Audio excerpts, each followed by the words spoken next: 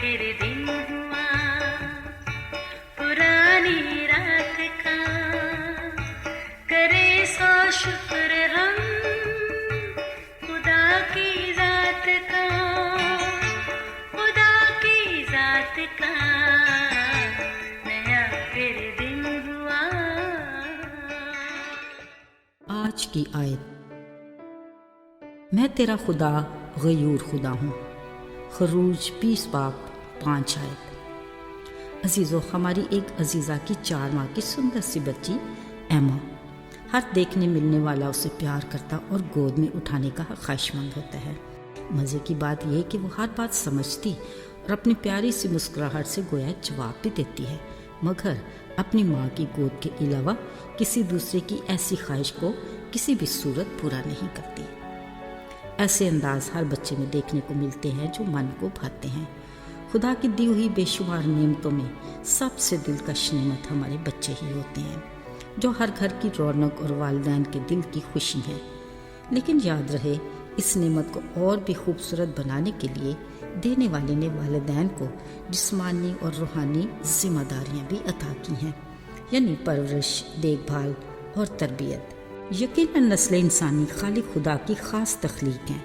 इस ख्याल को बामकसद ज़िंदगी के मुसन्निफ़ रिक वॉर्न ने बड़े खूबसूरत अल्फाज में पेश किया।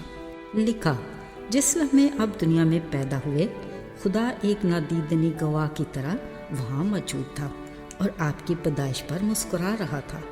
आपकी आमद से उसे बहुत खुशी हुई, क्योंकि आप उसके जलाल, मकसद और खुशी की खातिर वजूद में आए। अजीज़ों, देखिए कुदरत किस कदर खुशगवार लम्हात फराहम करती है। जहाँ भी इंसान ने कुदरत से इनहराफ किया, वहीं खौफनाक सूरत हाल भी पैदा हुई, जो निशान इबरत है। अजीज़ों, जब एलिया नबी का बादशाहों से खुदा की पैगाम रसानी का सिलसिला ख़त्म हुआ, तो खुदा की रज़ा से अलीशा को एलिया का जानशीन मुकर्रर किया गया। अब एलिया नबी का विदा होने का वक्त आया, तो अलीशा उसके हमरा था। उसने एलिया नबी से कहा, आए मालिक, मैं तेरी रूह का दुगना चाहता हूँ। इतने में अचानक एक भगोले ने एलिया नबी को ऊपर उठा लिया और वो नज़र से ओझल हो गया, पर उसकी चादर अलीशा नबी पर आ गिरी और वो तन्हा रह गया। बस यहीं से बतौर नबी अलीशा की खिदमत का आगाज़ हुआ। वो वहाँ से इसराइल के एक शहर बेतेल को चला। यहाँ अलीशा नबी को एक अजीब वाक़या पेश आया। हुआ यूँ कि जैसे ही अलीशा को कुछ लड़कों ने देखा, वो उससे चढ़ा कर बोले, चढ़ा चला जा आए गंजे सर वाले, चढ़ा चला जा आए गंजे सर वाले। ज़ाहिरी बात, बच्चों की ये हरकत अलीशा नबी को इंतहाई नागवार गुजरी। उसने बच्चों को देखा और खुदा के नाम पर लानत भेजी।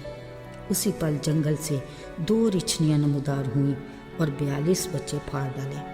अजीज़ों, इस हादसे की वजह साफ ज़ाहिर है, वालिदैन और बच्चों के बीच नापाए तरबियत पजीरी।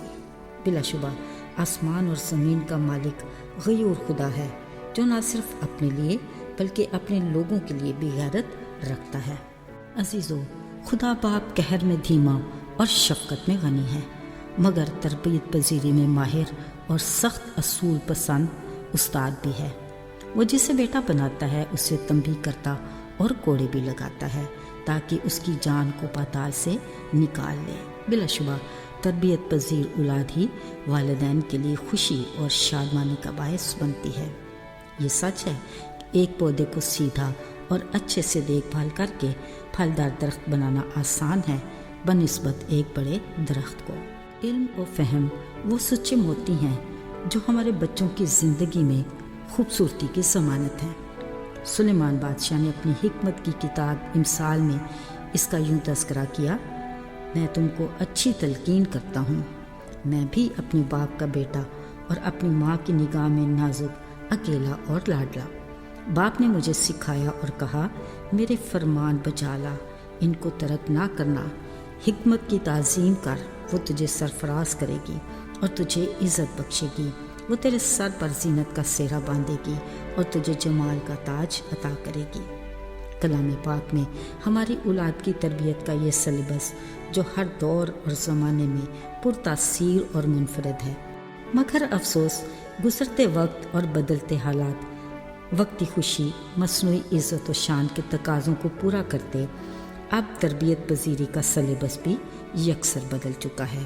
आज हमारे बच्चे दुनिया की बहुत सारी चीज़ें तो हासिल करने में कामयाब हो जाते हैं, बदले में अपनी जान का नुकसान उठाएं। ज़रा सोचिए क्या फ़ायदा। इन मासूम दिलों की ज़मीन में कड़वे दानों का बीज बोने वाले हम खुद हैं। बच्चे की ख्वाहिश और अपनी खुशी से पहले खुदा के फरमान को तरजीह देना बहुत ज़रूरी है। अजीज़ों, मसरूफ़ ज़िंदगी में कुछ लम्हात अगर फुर्सत के मिलें तो सोचिएगा ज़रूर। आइए दुआ करें। ऐ खुदावन, तू किस कदर रहीम और मेहरबान है। तेरी दी हुई औलाद जैसी बड़ी नेमत के लिए हम तेरे शुक्रगुजार हैं। तौफीक अता करके हम तेरी दी हुई जिम्मेदारियों को ऐसे तरीके से पूरा कर सकें ताकि आने वाले वक्त में तेरा घराना मजबूत हो। हमारी रहनुमाई कर, यीशु के मुबारक नाम में, आमीन।